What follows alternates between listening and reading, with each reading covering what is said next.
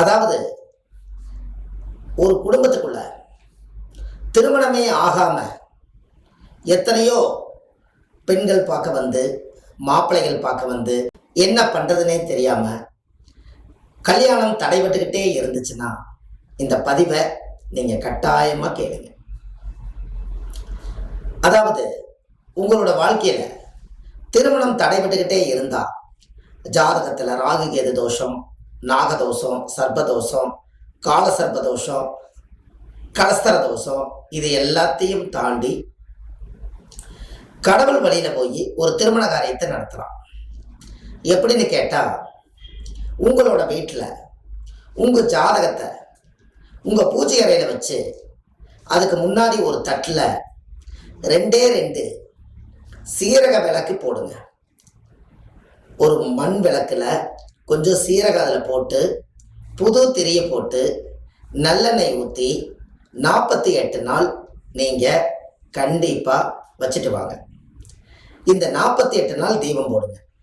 உங்கள் வீட்டில் திருமண காரியம் நல்ல விதமாக கைகூடும். அதுக்கு பேரே சீரகம்.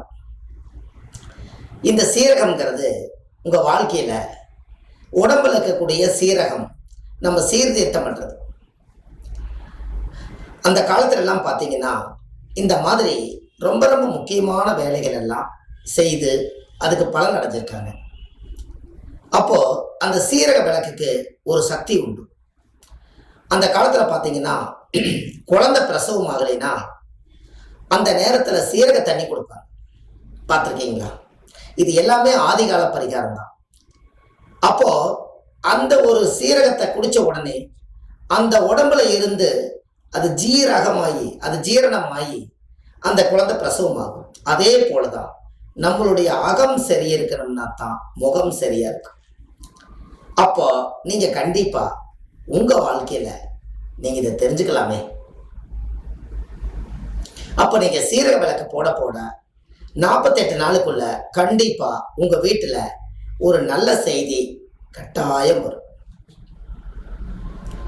அது தெய்வத்தோட அனுகிரகம். இந்த 48 நாள் முடிச்சதுக்கு அப்புறம் உங்க குலதெய்வம் கோயில போய் சாமி கும்பிட்டு வாங்க. அப்படி இல்லைன்னா வீட்லயே நீங்க குலதெய்வத்தை நினைச்சு சாமி கும்பிட்டு அதோட முடிச்சிருங்க. அந்த 48வது நாள் மட்டும் தேங்காய் பழம், வெத்தலைப்பாக்கு, பூப்பழம் எல்லாம் வச்சு பூஜை பண்ணி அன்னத்தை லாஸ்ட் நாள் பூர்ணம் பண்ணிடுங்க. அன்னையோட உங்க வாழ்க்கையில எல்லா தோஷம் நீங்கி சீக்கிரமா உங்களுக்கு கல்யாணம் நடக்கும். இதை கண்டிப்பா செய்யுங்க. உங்க வாழ்க்கையில ஒரு மிகப்பெரிய ஒரு மாற்றம் ஏற்படும். இதுக்கு பேரே சீரக விளக்கு பரிகாரம்.